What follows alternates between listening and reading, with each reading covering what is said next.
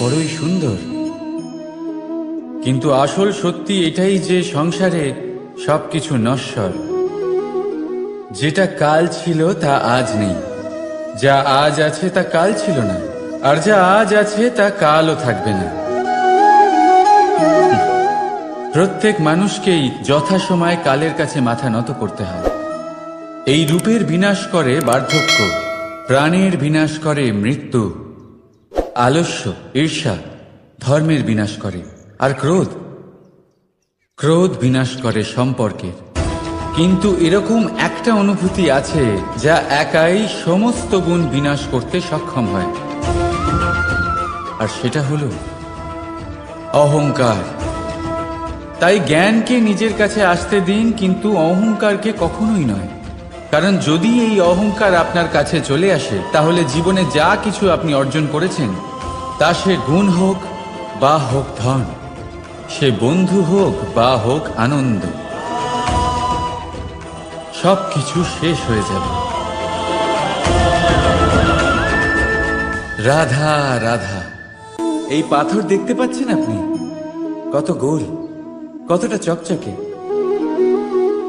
বাচ্চাদের অনেক সময় এটা নিয়ে খেলতে ভালো লাগে, আর কেনই বা লাগবে না? কতটা সুন্দর আর মসৃণ এটা। কিন্তু আপনি কি কখনো ভেবে দেখেছেন এই পাথর আগে কি ছিল? কোনো বিশাল আকার পর্বত, কোনো বিশাল আকার পাথরের একটা বড় ভেঙে যাওয়া অংশ বিশেষ, যেটা কোনোভাবে নদীতে পড়ে নদীর ধারার সাথে বইতে থাকলো। মাটির সাথে ঘর্ষণ হলো, বালির কণার সাথে ঘর্ষণ হতে থাকলো, আর তারপর ধীরে ধীরে এই আকার পেল। এবার আমরাও এই পাথরের মতোই সংকটের ধারা পার করে। তাই আপনিও এই পাথরের মতো নিরন্তর চেষ্টা করতে থাকুন, নিজের অস্তিত্ব বজায় রাখুন, এই অস্তিত্বকে মহান করতে থাকুন, আর আমার সাথে ভালোবেসে বলুন রাধা রাধা। বর্ষাকালে যখন ভয়ানক বৃষ্টি হয়, তীব্র গতিতে যখন হাওয়া চলে, তখন আপনি নিশ্চয়ই দেখেছেন যে পাখিরা, যাদের বাসা মাঝে মাঝে ভেঙে পড়ে, নষ্ট হয়ে যায়। কিন্তু আপনি কি কখনো সেই পাখিদের বিলাপ করতে দেখেছেন? কখনো না। যখনই সেই বৃষ্টি থেমে যায়, তারা আবার একটু একটু করে খড়কুটো জোগাড় করে তাদের বাসা বানিয়ে ফেলে। নিজের সংসার সেই রকমই বানিয়ে দেয় যেমন আগে ছিল। এমন কেন? কারণ এই ঝড়ের তাণ্ডবের সাথে সেই পাখিদের কোনো বোঝাপড়া করারই নেই। তারা শুধু সেটাই করতে থাকে যেটা তাদের হাতে আছে, আর এটাই হলো সুখী জীবনের মূল মন্ত্র। যেটা আপনার হাতে নেই, তা নিয়ে বিলাপ করে আপনার কোনো লাভ হবে না। মনোসংযোগ তাতেই করুন যা আপনার হাতে রয়েছে। যা বদলে গেছে তাকে আপনি আবার বদলাতে পারবেন না, কিন্তু যা আপনি বদলাতে পারবেন তাতে মনোসংযোগ করুন। এই জীবনে একটু ধনাত্মক হয়ে উঠুন, দেখবেন সব শুভ হবে। রাধা রাধা। ছোটবেলায় একটা জিনিস আমি কখনো বুঝে উঠতে পারিনি। আমি সবসময় আশ্চর্য হয়ে থাকতাম যে এটা কি করে সম্ভব হতে পারে। ব্যাপারটা ছিল এরকম, আমি আমাদের গোয়াল ঘরে দেখতাম ভিন্ন ভিন্ন রং রূপের গাভী। কারোর রং কালো তো কারোর রং সাদা, কেউ খয়েরি তো কারোর রং বাদামি। এবার আমি দেখতাম কারোর কারোর শিং বড় তো কারোর এত ছোট যে দেখাই যায় না। কোনো গাভী আকারে ছোট ছিল তো কেউ একটু বড়। কিন্তু যখন সেই সব গাভী দুধ দিত, তখন আমি দেখতাম সেই সব দুধ সমান, রং সমান, স্বাদ সমান, গুণও সমান, আর সমান পুষ্টিও। এবার আমি এটা বুঝতে পারতাম না। আমার দৃষ্টিতে তো সমস্ত গাভী আলাদা আলাদা ছিল। আমি ভাবলাম আমি মাকে জিজ্ঞেস করি। মাকে জিজ্ঞেস করলাম। মা আমাকে বললেন, কানাই, রং রূপ পাল্টালেও গাভীদের বাস্তবিকতা তো পাল্টায় না। গাভী তো গাভীই থাকবে। এবার আমি রাধা রাধা। সাগর, কত বিশাল হয় এই সাগর, তৃষ্ণা মেটাতে পারে। এবার বলুন, জল সাগরেও আছে, আবার এই ঘড়াতেও। তাহলে পার্থক্য কোথায়? এখানে পার্থক্য হলো তাদের আচরণের মধ্যে। একজন মাটির মধ্যে মিষ্টি জল ধরে রাখে, তো আরেকজন নিজের নোনা জলের আঘাতে যে কাউকে মাটিতে মিশিয়ে দিতে পারে। আপনি কি হতে চাইবেন? সাগরের নোনা জল হয়ে কারোর আশা চূর্ণ বিচূর্ণ করে দিতে, নাকি মিষ্টি জলের ঘড়া হয়ে কারোর তৃষ্ণা মেটাতে? সিদ্ধান্ত আপনার। রাধা রাধা। কতবার এমন হয়, আপনি কোনো কাজ করার জন্য কাউকে দায়িত্ব দেন, কিন্তু সেই ব্যক্তি সেই কাজ সম্পন্ন করতে পারে না, অসম্পূর্ণ রেখে দেয়, অথবা ঠিকভাবে করতে পারে না। এবার এই পরিস্থিতিতে কি হয়? আপনি ক্রুদ্ধ হয়ে যান, তার উপরে আপনি রেগে যান, তাকে তিরস্কার করেন, আর তারপরে সেই কাজ সম্পন্ন করতে আপনি নিজেকেই নিযুক্ত করেন, আর শেষ পর্যন্ত সেই কাজ সম্পন্ন হয়েই যায়। এবার এই বিষয়ে সমস্যা সেই ব্যক্তির চেষ্টায় নয়, সমস্যা আপনি যে সেই ব্যক্তিকে ভরসা করলেন তার ছিল। আমরা অন্যের প্রতি ভরসা করাকে প্রথম পদক্ষেপ বানিয়ে, আর নিজের উপরে বিশ্বাসকে শেষ সম্বল। কিন্তু তার বদলে এটাই হওয়া উচিত যে নিজের উপরে ভরসাকে আমরা প্রথম পদক্ষেপ বানাই, তাকে নিজের সহায় মানতে হবে। যদি আপনি এমন করেন, তাহলে পরিণাম আরো সুখকর, আরো আনন্দদায়ক হবে। তাই মনে রাখবেন, এই সংসারে আপনার সব থেকে বড় ভরসা আর কেউ নেই। এই সংসারে আপনার সব থেকে বড় রক্ষাকর্তা আর কেউ নেই, বরং আপনি নিজেই। রাধা রাধা। আসুন আপনাকে একটা প্রশ্ন করছি, সোনা আর লোহার মধ্যে তফাৎ কি? এবার বেশিরভাগ লোকের উত্তর এটাই হবে যে সোনা বহুমূল্য, সোনার মূল্য লোহার থেকে অনেক বেশি। এটা ঠিক, কিন্তু আমাদের এটা ভোলা ঠিক হবে না যে সোনা আমাদের সাজগোজের কাজে লাগে, আমাদের আরো বেশি সুন্দর দেখায়। অন্যদিকে লোহা সেই সৈনিকদের ঢাল ও তলোয়ার হয়ে তাদের রক্ষা করে, যারা আমাদের প্রাণকে রক্ষা করেন। এই সৈনিক না থাকলে আমাদের প্রাণও থাকবে না। এবারে বলুন, সোনার মূল্য বেশি হওয়াতে কি লোহার মূল্য কমে যায়? কখনোই না। ঠিক সেইভাবে এই জীবনে আপনি যতই চেষ্টা করুন, কিছু না কিছু এমন থেকে যাবে যা আপনি কখনোই পাবেন না, আর সেই কারণে নিজেকে অক্ষম মনে করা অনুচিত। হতে পারে আপনার কাছে সেই গুণ আছে যেটা সংসারে আর কারোর কাছে নেই। সেই গুণটাকে চিনুন, সেটাকে বাড়ান, আর সেটাকে ব্যবহার করুন। তাই মনে রাখবেন, সংসারে প্রত্যেকটা ব্যক্তি বিশেষ হয়, আর এই সংসারে সবাই সবকিছু পায় না। নিজেই দেখে নিন, সোনাকে যে দোকানে সাজিয়ে রাখা হয়, সেই দোকানের তালা লোহা দিয়ে তৈরি হয়। রাধা রাধা।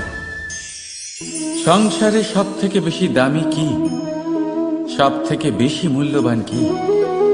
কেউ বলবে সোনা, কেউ বলবে রত্ন, কেউ বলবে মুক্ত, কেউ বলবে মানিক। এগুলো কতটা মূল্যবান? ধরুন, কিছু সোনার মুদ্রা দিয়ে আমরা মুক্ত কিনতে পারি, কিছু মুক্ত দিয়ে একটা মানিক, কিছু মানিক দিয়ে কিনতে পারি একটা হীরে। কিন্তু এই জগতের সমস্ত ধন খরচ করেও একটা জিনিস আমরা কিনতে পারবো না, আর তা হলো একটা মুহূর্ত। কি হলো? সত্যি সামনে এসে গেল। সত্যি হলো এটাই যে জগতে সব থেকে বেশি মূল্যবান সময়, সেই সময় যেটা আমরা এমনি নষ্ট করে দিই, অকাজে, কখনো কোনো আশাতে, কখনো শোক করে, বা কারোর মুখে কৃতজ্ঞতার হাসি ফুটিয়ে। রাধা রাধা। সূর্য। এই সংসারে সব থেকে বেশি তেজস্বী এই সূর্য, সব থেকে বেশি উজ্জ্বল, সব থেকে বেশি শক্তিশালী। কিন্তু আপনি কি কখনো সূর্যোদয় দেখেছেন? এই শক্তিশালী সূর্য কিভাবে উদয় হয়? লাল রঙের আভার সাথে, সৌম্যতার সাথে, শান্তির সাথে উদয় হয়। কখনো সূর্যাস্ত দেখেছেন? সেই লাল রঙের আভা, সেই সৌম্যতা, সেই একই শান্তি। আর এটাই একজন মহান ব্যক্তিত্বের তো অবশ্যই চলে যাবে। রাধা। আপনি ওই কথাটা নিশ্চয়ই শুনেছেন, যখন ভগবান একটা দরজা বন্ধ করেন তখন অন্যদিকে অনেক দরজা খুলে দেন। এবার এই দরজা, এই সমস্ত পথ আমরা দেখতে পাই না, অনেক সময় আমরা বুঝতে পারি না, হারিয়ে যায় সব। কখনো কখনো মনে হয় যে এই কথাটাই মিথ্যে, কিন্তু আসলে তা তো নয়। তাহলে হারিয়ে যায় কেন? কারণ আমরা সময় নষ্ট করি এই দরজার দিকে তাকিয়ে থেকে। ভাবি এই বুঝি দরজা খুলবে, এবার দরজা খুলবে। অপেক্ষা করতে করতে আমরা অনেক সময় নষ্ট করে ফেলি। এত সময় নষ্ট করি যে আমরা দেখতে পাই না, খুঁজে পাই না সেই সমস্ত দরজা আর পথ যা আমাদের জন্য খোলা রয়েছে। যদি খুঁজেই না পাই তাহলে তা ব্যবহার করব কি করে? মনে রাখুন, ভগবান সব সময় আমাদের সাথে রয়েছেন, আমাদের সাহায্য করছেন। এই পথ সব সময় আছে, সর্বত্র আছে। দরকার রয়েছে শুধুমাত্র দৃষ্টির, দৃষ্টিভঙ্গি এবং ভাবনার। এই দৃষ্টিকে বিস্তৃত করুন, এই দৃষ্টিভঙ্গিকে ধন্যাত্মক করে তুলুন, আর এই ভাবনা, এর সীমা একটু বাড়িয়ে তুলুন। তারপর দেখবেন সব খুঁজে পাবেন। আসলে কি, এই যে ঈশ্বর, এই যে পরমাত্মা, তা আমাদের সাথে রয়েছে, আমাদের মনের মধ্যে রয়েছে। যিনি তাকে মন থেকে চাইবেন তিনি তাকে মনের মধ্যে অবশ্যই খুঁজে পাবেন।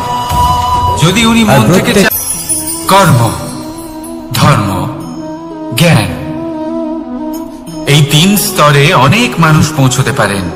অনেকে এই পরীক্ষা দিয়ে তাতে উত্তীর্ণ হয়ে যেতে পারেন, কিন্তু শিখরে পৌঁছে শাসন তিনিই করতে পারেন যার কাছে এই চতুর্থ গুণটিও থাকে, সমর্পণ। অত্যন্ত গুরুত্বপূর্ণ একটা গুণ এটা। এই সমর্পণ আসলে অত্যন্ত গুরুত্বপূর্ণ। পূর্ণ সমর্পণ দরকার নিজের লক্ষ্যের প্রতি, সমর্পণ নিজের কর্তব্যের প্রতি, সমর্পণ নিজের আত্মার থেকে নির্গত স্বরের প্রতি, সমর্পণ নিজের রথির প্রতি, অর্থাৎ আমার প্রতি। এবার এই পরীক্ষায় অত্যন্ত কঠিন এক বাঁক আসতে চলেছে, যেখানে সারথীকে সমর্পণের নিরিখে পরীক্ষা করা হবে, আর তাতে উত্তীর্ণ হওয়ার পরেই তার হাতে ধর্ম স্থাপনের রথের রাশ তুলে দেওয়া হবে। দেখা যাক কি হয়। ততক্ষণ আপনি প্রসন্ন থাকুন আর আমার সাথে ভালোবেসে বলুন, রাধা রাধা। দেখতে গেলে এই সংসার বড়ই সুন্দর, কিন্তু আসল সত্যি এটাই যে সংসারে সবকিছু নশ্বর। যেটা কাল ছিল তা আজ নেই, যা আজ আছে তা কাল ছিল না, আর যা আজ আছে তা কালও থাকবে না। প্রত্যেক মানুষকেই যথাসময়ে কালের কাছে মাথা নত করতে হয়। এই রূপের বিনাশ করে বার্ধক্য, প্রাণের বিনাশ করে মৃত্যু, আলস্য, ঈর্ষা ধর্মের বিনাশ করে, আর ক্রোধ, ক্রোধ বিনাশ করে সম্পর্কে। রাধা।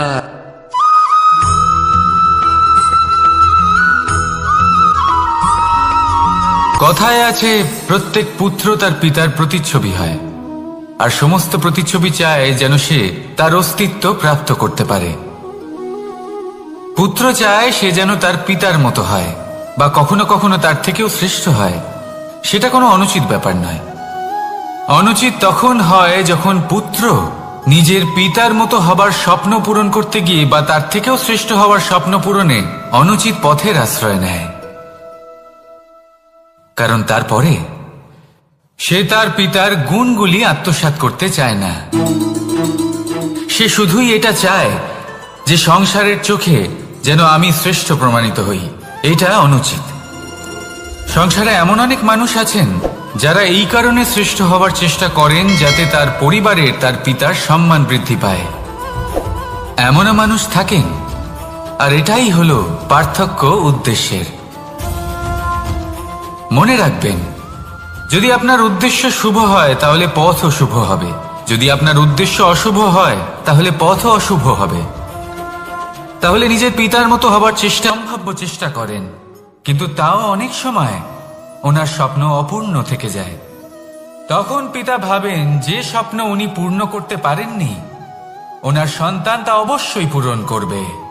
যে স্থানে উনি কখনো পৌঁছতে পারেননি সেই স্থানে ওনার পুত্র অবশ্যই পৌঁছবে।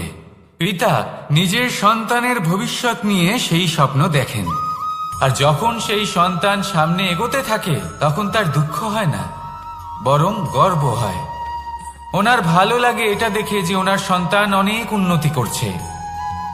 কিন্তু যখন সন্তান নিজের অভিভাবকের শক্তি দেখে, তার যশ দেখে হিংসা করতে থাকে, সমস্যা সেইখানেই শুরু হয়। সেই জন্য সকল সন্তানকে এটা মনে রাখতে হবে, দেখুন, পুত্র হবার সুবাদে, এক সন্তান হবার সুবাদে এটা হলো আপনার অধিকার যে আপনি আপনার পিতার থেকে বেশি উন্নতি করবেন। আপনার পিতাও এটাই চান, কিন্তু সুস্থভাবে এটা করুন। একটা রেখা টেনে নিন যাতে আপনি তাতে এগোতে পারেন আর আপনার পিতার তাতে গর্ববোধ হয়, আর সেই বিষয়ে দুঃখ না হয় যে আমার সন্তান আমাকেই ছোট করার চেষ্টা করছে। ইতিহাস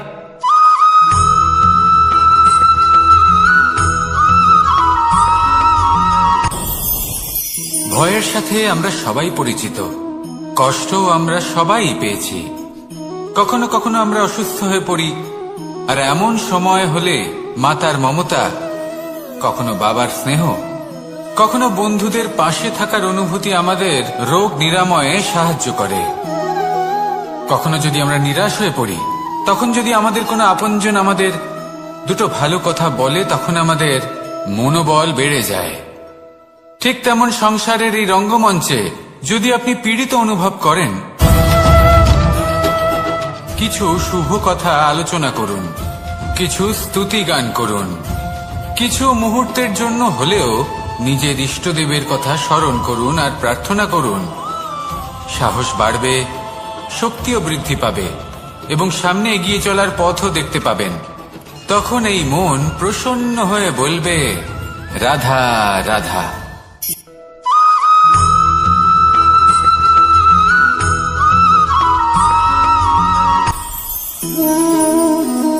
শক্তি এক অত্যন্ত বিচিত্র বস্তু, বা বলতে পারেন অনুভূতি। পিতা সবসময় চান যেন তিনি তার শক্তি পুত্রকে। আসুন আপনাকে সহজে বোঝাই।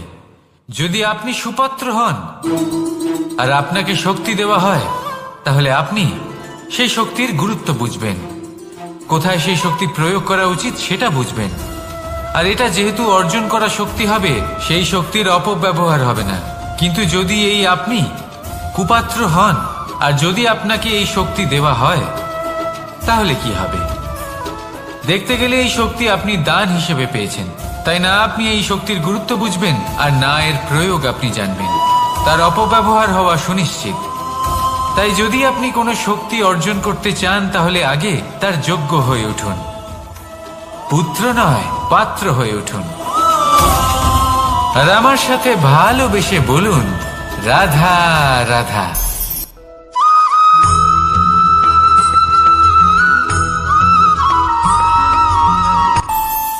আমাদের মনে যখন কোনো প্রশ্ন ওঠে, কোনো দ্বন্দ্ব জাগে, তখন আমরা যাই আমাদের গুরুর কাছে, আমাদের আরাধ্যের কাছে গিয়ে জিজ্ঞেস করি। এইভাবেই একদিন আমি পৌঁছলাম আমার আরাধ্যের কাছে, আমার মহাদেবের কাছে, আর ওনাকে প্রশ্ন করলাম যে মহাদেব, জীবনে আনন্দ পাওয়ার উৎসব পালনের, প্রেম ভাগ করে নেবার, জীবনকে উপভোগ করে নেওয়ার সর্বশ্রেষ্ঠ সময় কোনটা?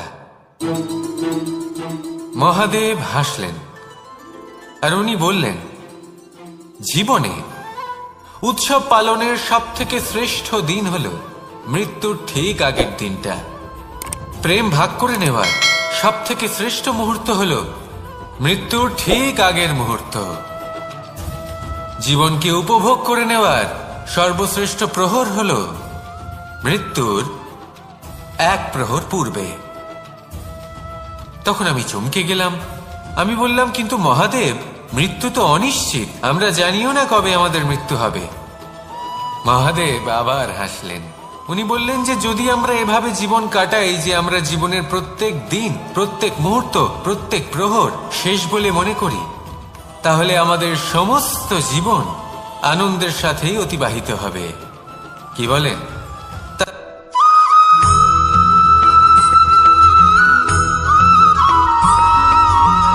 এই সংসারের সব থেকে গুরুত্বপূর্ণ তত্ত্ব কোনটা? প্রথম হলো সময়। জন্ম থেকে মৃত্যু পর্যন্ত এই যে সময়, এটাই তো হলো জীবন। দ্বিতীয় হলো জীবন, যাতে আমরা সময়ের সদ্ব্যবহার করি, শ্রেষ্ঠ থেকে শ্রেষ্ঠতর কাজ করার চেষ্টা করি। বহু বছরের এই পরম্পরা, এই সংস্কৃতিকে এগিয়ে নিয়ে যাওয়ার চেষ্টা করি। এই সংসারে আমরা অংশগ্রহণ করতে চেষ্টা করি। তৃতীয় হলো ধন, সেই ধন যা প্রত্যেক ব্যক্তি অর্জন করতে চেষ্টা করেন। এবার এই তিনটি তত্ত্বের মধ্যে একটা সামঞ্জস্য আছে, সমান ব্যাপার আছে। সে ধনই হোক বা সময় হোক বা হোক জীবন। আর সেই সমান ব্যাপার হলো যে যদি আপনি এটা গণনা করতে থাকেন তাহলে তা কমতে থাকে, যদি আপনি এটা ব্যবহার করেন তাহলে তা বাড়তে থাকে। একে সংগঠিত করে রাখতে চেষ্টা করলে এ হাত থেকে ফসকে যায়, কিন্তু যদি আপনি একে সামলে রাখতে শিখে যান তাহলে এমন কাজ করবেন যাতে সংসারের সাথে সাথে পরবর্তী প্রজন্ম লাভবান হবে। যদি কিছু শিখতে চান তাহলে সামলাতে শিখুন, গণনা করা বা সংগঠিত করা নয়। আসুন আর আমার সাথে ভালোবেসে বলুন, রাধা রাধা।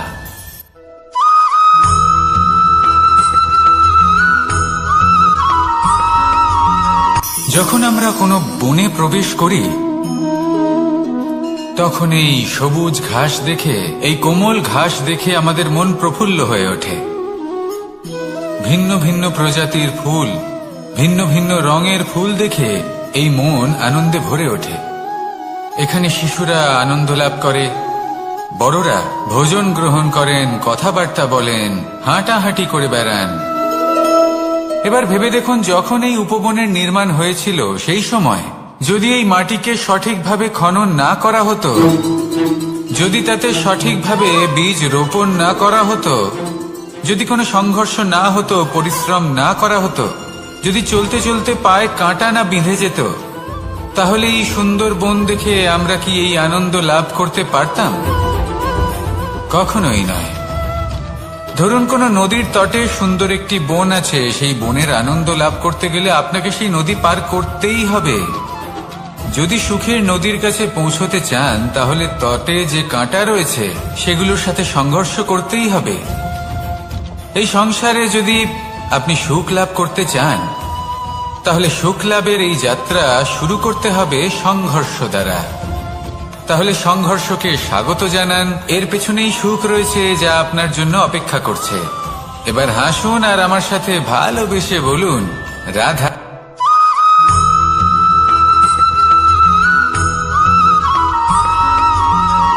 পুরুষার্থ। শাস্ত্রে 4 ধরনের পুরুষার্থের কথা বলা হয়েছে। প্রথম হলো ধর্ম। আপনি কি জানেন এই ধর্ম আসলে কি? আপনার কি মনে হয় ধর্ম আসলে কি? কোনো বিশেষ ঈশ্বরকে মানাই কি ধর্ম বলা হয়? নাকি কোনো বিশেষ রীতি পালন করাই হলো ধর্ম? নাকি কোনো বিশেষ সাহিত্যকে সর্বশ্রেষ্ঠ মনে করাই হলো ধর্ম? না, ধর্ম হলো সেটা যাকে ধারণ করা যেতে পারে। আর ধারণ শুধু সেটাই করা যায় যা পবিত্র। পবিত্র শুধু তাকেই বলা হয় যা নিঃস্বার্থ, যার মধ্যে শাসন করার কোনো ইচ্ছে নেই, যা সরলভাবেই প্রবাহমান, জল এবং বায়ুর মতো। যখন কোনো ব্যক্তি ধর্মকে ধারণ করেন এবং সেই ধর্ম সেই ব্যক্তিকে রক্ষা করে, তখন তাকে ধর্ম বলা হয়। ধর্ম যা রক্ষা করে অহংকার থেকে, খারাপ চিন্তার হাত থেকে।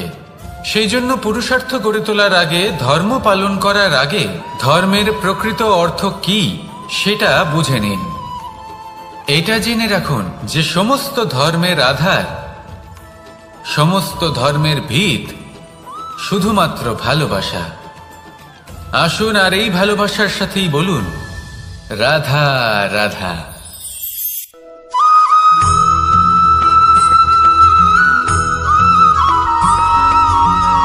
মানুষের মানসিকতা এমন হয় যে সে যতটা করে আশা করে যে তার থেকে অনেক বেশি তার বদলে সে পাবে। দেখুন, সবকিছুই আপনার ভাবনা চিন্তার উপর নির্ভর করছে। আপনি যদি ফলের বিষয়ে ভেবে কর্ম করতে থাকেন তাহলে সেটা অনুচিত। জীবনের আসল আনন্দ হলো নিজের কর্ম করতে থাকা, ফলের চিন্তা করা উচিত নয়। যদি আপনি এরকম ভাবেন যে আমি এতটা করছি, আমার এতটা পাওয়া উচিত, সেই ভাবনা অনুচিত। যদি আপনি সেবার মানসিকতা নিয়ে কর্ম করতে থাকেন, কর্মচক্রে প্রবাহিত হন, যদি আপনি এমন ভাবনা রাখেন যে আমি এতটা পাচ্ছি তাই এর থেকে অনেক বেশি আমি কর্ম করব, তাহলে নিশ্চিত রূপে আপনি যতটা করছেন তার থেকে অনেক বেশি আপনি পাবেন। আপনার আশার থেকে অনেক বেশি আপনি পাবেন। শুধু জীবনে অনেক বেশি কাজ করতে থাকুন, ফলের চিন্তা করবেন না। আর মনে রাখবেন, এই ভাবনাই সব থেকে বড় বীজ। কর্মের উপর বিশ্বাস রাখুন। জীবনে যা যা আপনি চান সবই সুখময় হবে। আসুন আর আমার সাথে ভালোবেসে বলুন রাধা রাধা।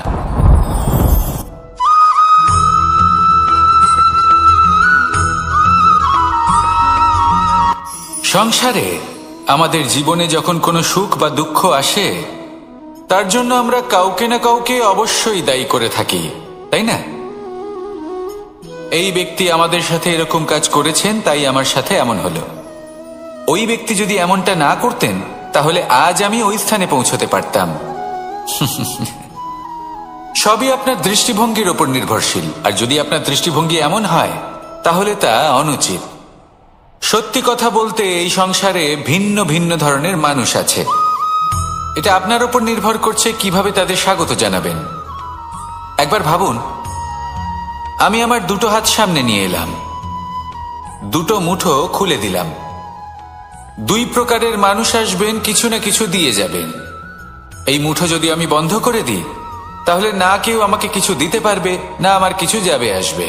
নিশ্চয়ই বুঝতে পারছেন এই দুই ধরনের ব্যক্তি কারা এবং তারা কি দিয়ে যান।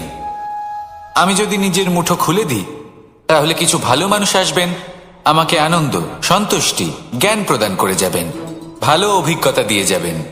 কোনো খারাপ ব্যক্তি যদি আসেন তাহলে তিনিও খারাপ অভিজ্ঞতা দেবেন, যার থেকে আমি শিক্ষা লাভ করব। এই সব কিছু আমি লাভ করতে পারি। মুঠো যদি বন্ধ করে রাখি তাহলে আমি কিছুই পাবো না। দেখুন, এই সংসারে প্রত্যেকের জীবনে এরকম। প্রত্যেকের জীবনে সবকিছুই আছে, ভালো খারাপ দুই মানুষই আছে। ভালো অভিজ্ঞতা আছে, খারাপ অভিজ্ঞতা আছে। নির্ভর করছে আপনার উপর যে আপনি কি করবেন, এনাদের স্বাগত কিভাবে জানাবেন, কার থেকে কি বুঝবেন, কি শিখতে পারবেন, আর কোন দৃষ্টিভঙ্গি নিয়ে অগ্রসর হবেন। এটাই নির্ধারণ করবে যে আপনার জীবন কেমন হবে। আসুন আমার সাথে ভালোবেসে বলুন রাধা রাধা।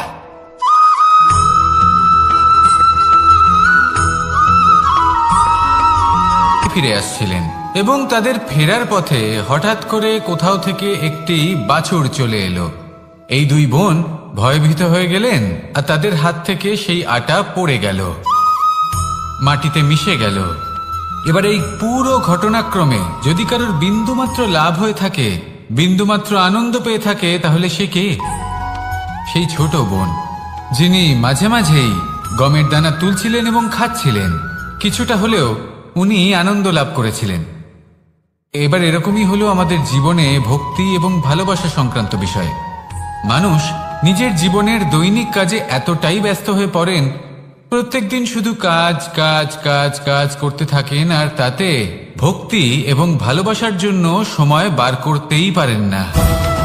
দেখুন, জীবনে ভক্তি আর প্রেমের এই যে ছোট ছোট মুহূর্ত আছে, এগুলো যদি আপনি যাপন করতে পারেন তাহলে তাতেই আপনি তৃপ্তি লাভ করবেন। বাকি সবই আপনার ব্যর্থ বলেই মনে হবে। জীবনে যখনই আপনি কোনো কাজ করবেন, ঈশ্বরের প্রতি সমর্পিত হয়ে সেই কাজ করুন। আর যখনই সময় পাবেন, তাহলে সেই সময় নিজের আপনজনদের দিন। যাদের আপনি ভালোবাসেন তাদের প্রতি যত্নবান হন, তাদের শুভাকাঙ্ক্ষী হন। এই প্রেম আর ভক্তির ছোট ছোট মুহূর্তগুলো আপনার জীবনকে চরিতার্থ করে তুলবে। আসুন আমার সাথে ভালোবেসে বলুন, রাধা রাধা।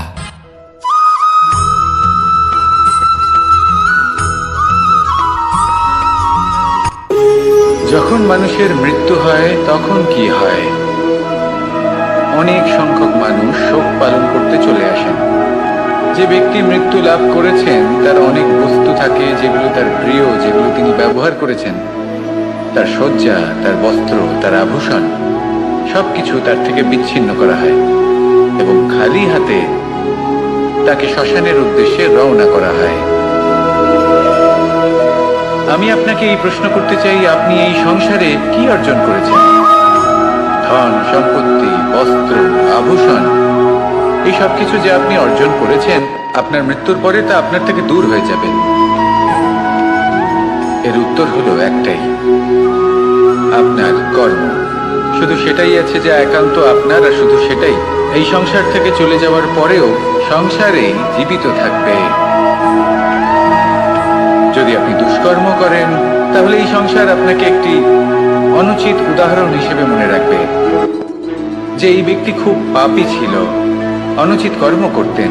যে পথে তিনি চলেছেন সেই পথে কারোর চলা উচিত নয়।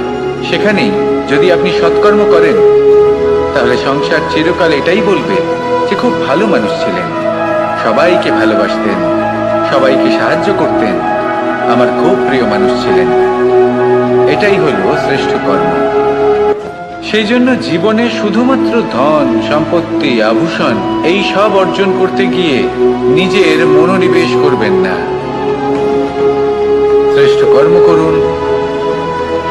সংসার থেকে চলে যাওয়ার পরেও এই কর্মই এই সংসারে আপনাকে জীবিত রাখবে। আসুন আমার সাথে ভালোবেসে বলুন, রাধা রাধা।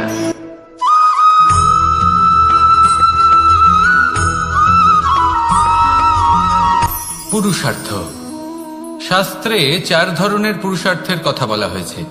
প্রথম হলো ধর্ম। আপনি কি জানেন এই ধর্ম আসলে কি? আপনার কি মনে হয় ধর্ম আসলে কি? কোনো বিশেষ ঈশ্বরকে মানাই কি ধর্ম বলা হয়?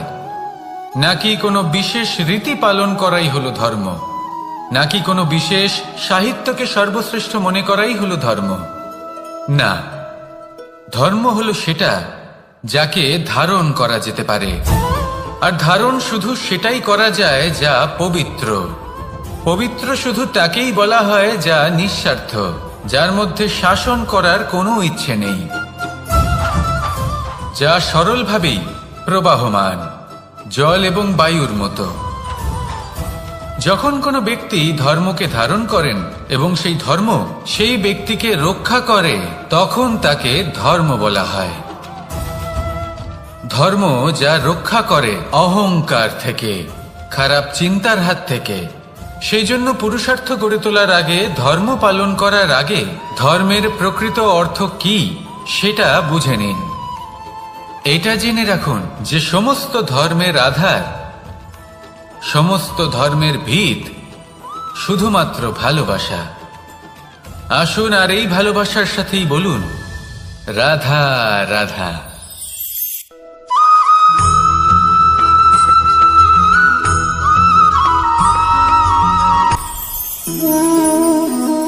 শক্তি এক অত্যন্ত বিচিত্র বস্তু, বা বলতে পারেন অনুভূতি।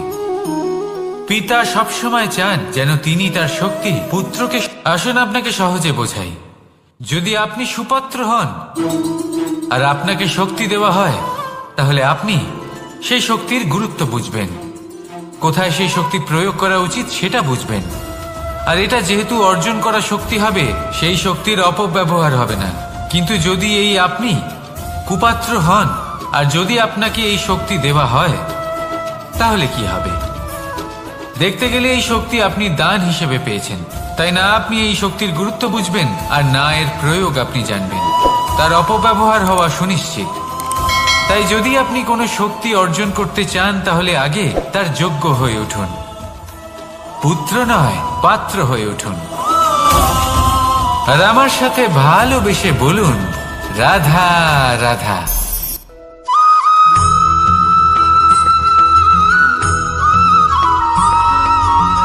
কথায় আছে যে এমন কোনো অক্ষর নেই যার দ্বারা কোনো মন্ত্র হয় না, এমন কোনো বনস্পতি নেই যা নিজেই একটা ঔষধি নয়, পৃথিবীর এমন কোনো ব্যক্তি নেই যার মধ্যে কোনো যোগ্যতা থাকে না।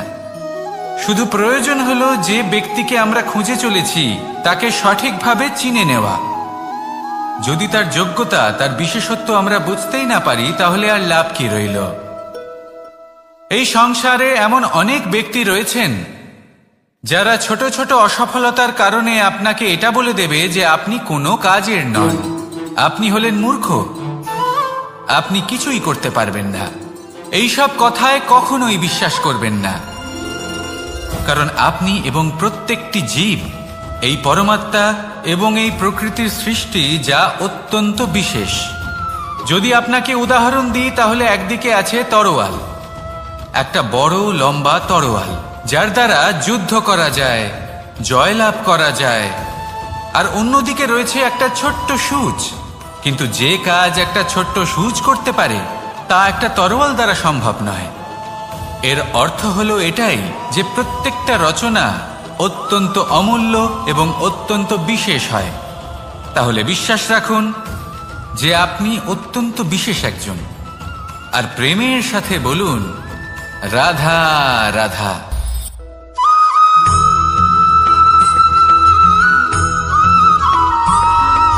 মানুষের একটি সমস্যা আছে যে মানুষ সাফল্যকে মাপতে থাকেন, লক্ষ্যপ্রাপ্তিকে মাপতে থাকেন এবং তার তুলনা করতে থাকেন যে ও এত কিছু পেল আর আমি পেলাম না, ওর কাছে এত কিছু আছে কিন্তু আমার কাছে নেই। এই তুলনা করার জন্য ওনারা দুঃখী হয়ে পড়েন, নিরাশ হয়ে পড়েন। তাই আমি একটা প্রশ্ন করছি যে এটা কি উচিত? এই সংসারে আপনি কি নিয়ে তুলনা করবেন, যেখানে সূর্যদেব চন্দ্রমা দুজনেই আছেন, দুজনেই হলেন বিশেষ, দুজনেই নিজ নিজ সময়ে উদিত হন। এদের মধ্যে একজন না থাকলে তাহলে আমাদের জীবন কঠিন হয়ে পড়বে। ঠিক সেইভাবেই আপনি যদি একটা বড় রেখা অঙ্কন করেন, তাহলে অন্য রেখাটি ছোট হয়ে পড়ে না, সে তেমনই থাকে যেমনটা সে ছিল। আপনার অস্তিত্ব কখনো ছোট বা বড় হতে পারে না। শুধু তুলনা করার জন্য আপনার এটা মনে হতে পারে। যদি আপনি যুদ্ধ করতে চান, আপনার তলোয়ারের প্রয়োজন পড়বে। যদি বস্ত্র তৈরি করতে চান, এত বড় তলোয়ার দিয়ে কিছুই হবে না, তখন প্রয়োজন পড়বে একটা ছোট্ট সূচের। তাই তুলনা করবেন না, না নিজেকে ছোট মনে করবেন, না অন্য কাউকে। সবার সাথে সহযোগিতা করুন, আর যদি তুলনা করতেই হয় নিজের সাথে করুন, যে কাল আমি কেমন ব্যক্তি ছিলাম, আজ কি তার থেকে শ্রেষ্ঠ হয়ে উঠতে পেরেছি? ভেবে দেখুন ভবিষ্যতে গিয়ে আপনি কতটা শ্রেষ্ঠ ব্যক্তি হতে পারেন। আসুন আমার সাথে ভালোবেসে বলুন, রাধা রাধা।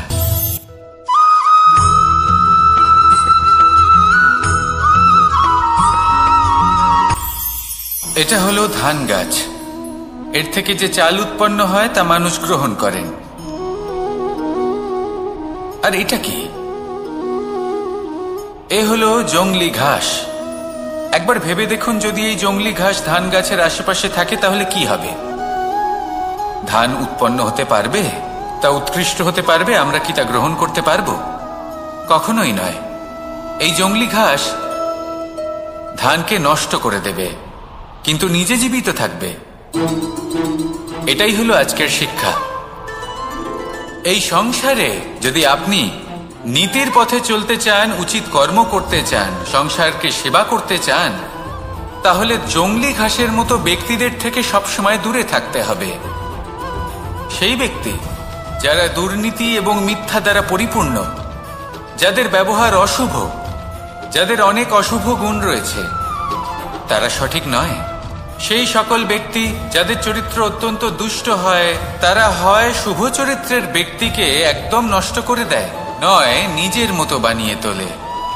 তাই যদি আপনি নীতির পথে চলতে চান, এই সংসারের জন্য শুভ কর্ম করতে চান, তাহলে সেই সঙ্গ লাভ করুন যে সঙ্গ জ্ঞানে পরিপূর্ণ, যাদের মধ্যে অনেক গুণ আছে, যাদের থেকে প্রতিদিন কিছু শিখতে পারবেন।